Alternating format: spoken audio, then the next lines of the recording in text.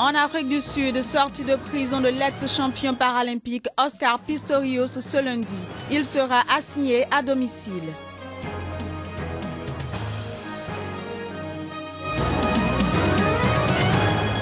En Tanzanie, moins d'une semaine avant les élections générales, Dar es Salaam se pare des couleurs des deux principaux candidats.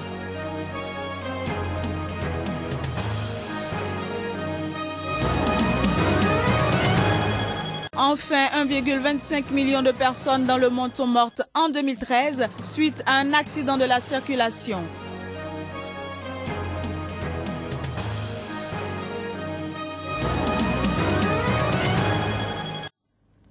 Nouvelle page de l'information sur Sika, mesdames, messieurs, bienvenue. En Afrique du Sud, l'ex-champion paralympique Oscar Pistorius est sorti de prison lundi soir de façon anticipée. Il devait sortir aujourd'hui, mais la maison pénitentiaire a annoncé qu'il avait été libéré plus tôt pour éviter les manifestations et le cirque médiatique. Il sera assigné à résidence. Rappelons que Oscar Pistorius a été condamné en 2014 à 5 ans d'emprisonnement pour avoir tué involontairement sa petite amie. Le premier exercice militaire de la force africaine en attente de l'Union africaine a débuté lundi en Afrique du Sud avec une parade militaire. Il s'agit d'une force continentale dont la création a été maintes fois repoussée. Les ministres de la Défense sud-africaine et zimbabwéenne s'expliquent. On les écoute. Tout commence lorsqu'un pays discute des défis qui l'attendent dans la région. Et une fois que la région a donné son feu vert, le pays sollicite ensuite l'Union africaine qui s'en remet à ses chefs d'État. Puis ces chefs d'État donnent des instructions à la Commission de la paix et de la sécurité pour un déploiement.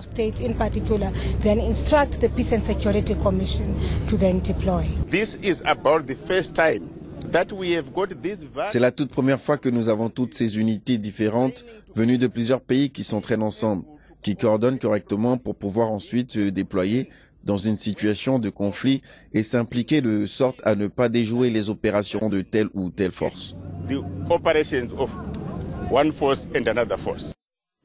En Égypte, les élections législatives qui ont démarré dimanche suscitent peu d'intérêt dans le rang des électeurs. La plupart des bureaux de vote sont restés désespérément vides ce lundi. Joué d'avance en faveur du président Al-Sisi qui dirige le pays d'une main de fer, ce scrutin marathon qui s'étalera sur 1 mois et demi se déroule sans opposition ou presque. Les détails.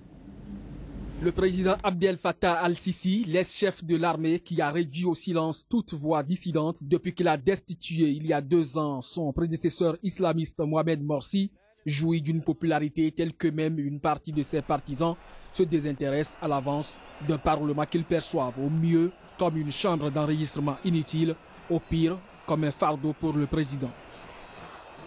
Dis-moi qui n'est pas un membre de l'ancien régime. Il n'y a pas de révolutionnaire. Je n'en ai pas vu un seul. Tous les révolutionnaires qui ont participé à la révolution et pour lesquels on aurait voulu voter, ils sont tous en prison. Le faible taux de participation se justifie ici au mot. Il manque juste un fort taux de participation auquel nous nous attendions pourtant. Le taux de participation n'est pas bas, disons qu'il se situe plutôt entre un niveau bas et la moyenne. La majorité des Égyptiens voient toutefois Sisi comme le seul homme fort capable de sécuriser le pays et de restaurer une économie à genoux. L'idée que l'Égypte n'a pas besoin de démocratie mais d'un homme fort est très répandue. Alors à quoi bon un parlement? Je n'ai pas l'impression que tous les courants participent. Certains ont été exclus, les résultats sont connus à l'avance. Mon vote ou mon abstention ne changeront rien.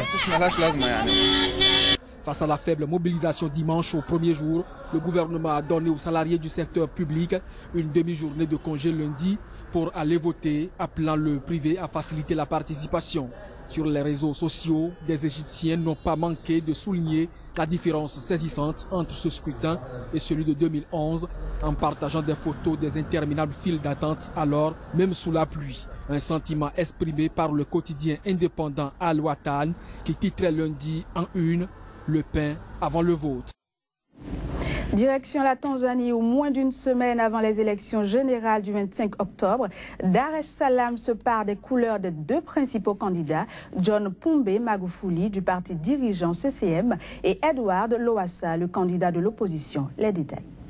Les observateurs estiment que les scrutins présidentiels, législatifs et locaux s'annoncent comme les plus serrés de l'histoire du pays, né en 1964 de la fusion entre le Tanganyika continental et l'archipel de Zanzibar et pourrait générer des tensions.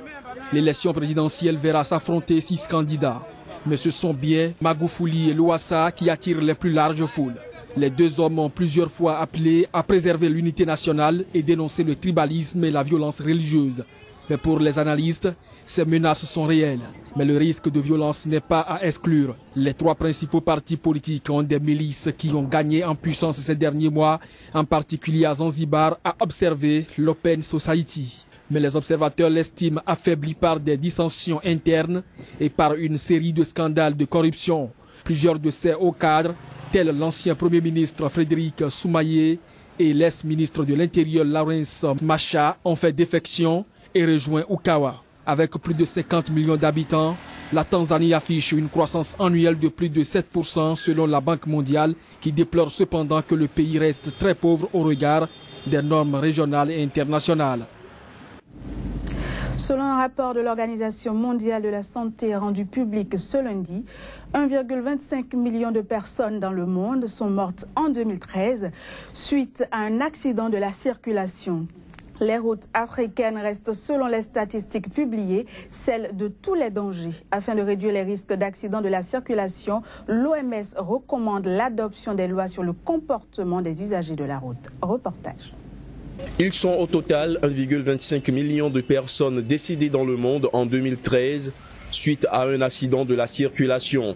Selon un rapport publié lundi par l'OMS, c'est en Afrique que les accidents de la route causent le plus de victimes.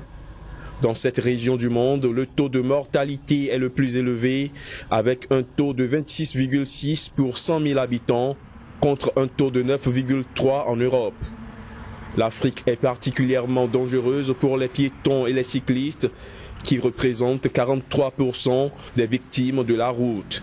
Une situation qui pousse l'OMS à recommander l'adoption des lois sur le comportement des usagers de la route. Nous pouvons agir. Nous savons ce qui doit être fait. Ce qui doit être fait, c'est une amélioration des législations et la mise en œuvre de ces législations concernant l'utilisation de la ceinture ou du casque pour les motards, la limitation de vitesse et s'attaquer à l'alcool au volant. Il y a également tout le travail sur l'infrastructure routière. Par exemple, nous assurer que les piétons et les cyclistes peuvent être séparés du reste du trafic. Il y a de nombreuses mesures de sécurité qui peuvent sauver des vies, mais ne sont pas mises en place dans la plupart des véhicules vendus aujourd'hui à travers le monde, particulièrement dans les pays en voie de développement où 90% de ces accidents se déroulent. La situation s'est améliorée dans les pays qui ont adopté des lois sur le comportement des usagers afin de réduire les 5 facteurs de risque que sont la vitesse, la conduite en état d'ivresse, l'absence de casque, de ceinture de sécurité et de sièges pour enfants. Précisons que la sécurité routière constitue l'un des objectifs de développement durable à l'horizon 2030. L'ONU entend diviser par 2 le nombre de victimes et de traumatisés de la route d'ici 2020. La pluie s'abattait sans relâche ce mardi sur le nord des Philippines, archipel régulièrement affligé par des intempéries meurtrières. Le typhon Kopu, qui a fait au moins 22 morts, a en croire un nouveau bilan. La tempête, 2e typhon le plus puissant à frapper l'archipel cette année, a contraint à l'évacuation des dizaines de milliers de personnes. Une note de sport à présent, l'équipe de France masculine de volley-ball, sacrée champion d'Europe dimanche soir à Sofia, est revenue en France ce lundi matin. À l'aéroport de Roissy, elle a été accueillie par quelques supporters enthousiastes après une nuit blanche. Les détails. La foule n'était pas plus dense que 3 mois auparavant, lorsque les volleyeurs français étaient revenus de Rio de Janeiro, déjà un lundi matin à Roissy, auréolés d'une victoire autant retentissante qu'inattendue en Ligue mondiale. La France a confirmé ce nouveau statut en remportant l'Euro face à la Slovénie 3-7-0 au terme d'un parcours sans faute et marqué par des victoires renversantes face à l'Italie et la Bulgarie qui évoluaient pourtant à domicile. C'est fantastique, moi je réalise pas encore, c'est vrai que depuis qu'on a gagné hier je suis sur un nuage, mais là je commence à réaliser ce qu'on a fait et j'espère que ça va continuer parce qu'on a un bel engouement autour de nous, surtout avec cette belle coupe qui est très très lourde. pour ça qu'il me la donne, hein, autrement il me l'aurait jamais donné. Mais voilà, on a réalisé quelque chose de beau, donc j'espère que les titres vont s'enchaîner. Désigné comme meilleur attaquant réceptionneur du tournoi, le joueur de Modène a échappé à la Coupe de l'Iroquoise, arboré par plusieurs de ses coéquipiers pour fêter le titre. Je savais même pas que c'était la balle de match. Quand j'ai fait le point, je savais pas, j'ai vu tout le monde arriver sur le terrain, j'ai compris. Et non, mais ça fait 5 balles de match qu'on a. Je sais qu'il faut qu'on fasse absolument le point. La balle, elle arrive et j'essaie de la taper comme je peux parce qu'elle est un peu derrière moi. Et donc je fais ça et ça marche. Ouais, on est sur un nuage, on est super heureux. Je pense que c'est la première fois de l'histoire dans le volley mondial que ça arrive, qu'une équipe gagne la Ligue mondiale et qu'après elle gagne le championnat d'Europe. Donc c'est quelque chose de grand. Mais on a bossé pour ça comme des acharnés, donc on est super contents. Une heure de gloire, bien courte en tout cas. Après un déjeuner à l'aéroport, les joueurs de l'équipe de France devaient prendre le bus afin d'effectuer une tournée médiatique avant dispersion des troupes dès le lendemain. Chacun va regagner en effet son club sans plus attendre pour la reprise des championnats. Place à présent à la revue de presse, mais d'abord cette petite transition. Kodjovia Metonou, bonjour. Bonjour, Génia Lafouda. Alors, l'école africaine est dans une situation néfaste dans l'Afrique de l'Ouest, au centre. Les perturbations se notent partout. Tout à fait, la rentrée 2015-2016 sur le continent bat véritablement de l'aile. Si les universités sont en mouvement au Burkina Faso, c'est plutôt les écoliers et lycéens qui étaient dans les rues à Niamey ce lundi, constate actuniger.com. Pour le site, il y a eu une violente manifestation des élèves à Niamey, au Mali, rapporte Pana Presse. La rentrée scolaire 2015-2016 a démarré seulement à Kidal. Après 3 années blanches, la cérémonie officielle prévue à cet effet n'a pas eu lieu. La population s'est opposée catégoriquement à la venue des ministres de Bamako, en République démocratique du Congo, selon Radio Okapi. La rentrée est effective dans certains instituts supérieurs et universitaires. Certains, parce que des universités sont jusque-là restées fermées, alors qu'au Bénin, avec la nouvelle tribune, l'école va fermer ses portes pour 48 heures, et ceci à compter de jeudi déjà. Et les élections sont en vue dans différents pays africains, notamment en République démocratique du Congo, où la CENI est plus qu'attendue pour une réponse immédiate. C'est bien cela, Génia Lafouda. Les élections, c'est le quotidien. En Afrique et en République démocratique du Congo, il faut les qualifier de général. La majorité présidentielle, le G7 et l'envoyé spécial de Barack Obama attendent aussi que la CENI réagisse le plus tôt possible. À la une de Congo Time, elle traîne donc le pied, ça c'est bien sûr de la CENI qu'il s'agit. Au Niger, surtout avec Niger Express, celui qui n'a pas traîné le pied, c'est bien sûr Ibrahim Yakuba qui n'a pas traîné le pied. Donc le ministre des Transports du président Mamadou Issifou prend son destin en main et crée son parti. Déjà, le président Issifou aussi est en mouvement. À la une de Niamey, pour la présidentielle au Niger, Mahamadou Issifou est à l'heure des comptes. Le Mali et le Burkina Faso sont avec la France dans des positions diverses en termes de relations bilatérales. Voilà, la France est donc à la une de l'actualité au Burkina, mais également au Mali.